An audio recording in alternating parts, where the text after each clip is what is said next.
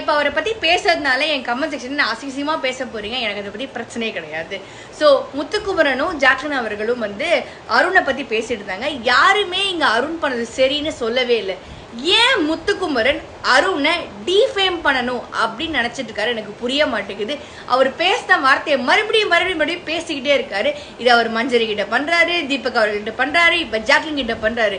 நீங்க தான் நல்லா விளையாடுறீங்கல்ல, அப்ப நீங்க எப்படி வேணா கேம் விளையாட்டு போலாமே. நீங்க தான் 100% கேம்னு இருக்கீங்களே.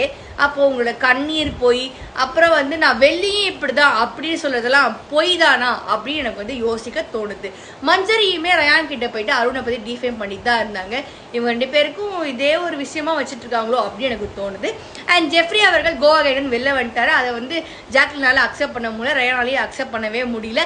அதனால இப்ப திடீர்னு ஜெஃப்ரி மேல ஒரு கோவத்தை காட்டுறாங்க ஜாக்லின்.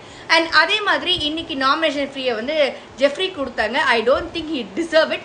ஏன்னா வந்து அதை வந்து தீபக் அவர்கள் எவ்வளோ டிசர்வ் பண்ண எனக்கு தோணுச்சு. அதே மாதிரி இந்த பக்கம் வந்து ராணுவ எல்லாருமே டார்கெட் பண்ணாங்க. ஏன்னா அந்த டீம் வந்து ரஞ்சித் எதுவுமே பண்ணல, விஷால் அவர்கள் எதுவுமே பண்ணல, ராணுவ எதுவுமே பண்ணல, ரயானுமே எதுவுமே பண்ணல. இவங்க 3 பேரை கம்பேர் பண்ணவும் ராணுவ எவ்வளோ பெட்டரா தான் பண்ணாருன்னு எனக்கு தோணுச்சு. ஏன் அவரே டார்கெட் பண்ணாங்க? ஏன்னா அவர் ஈஸியா இருக்காரோ அப்படின்னு தோணுது.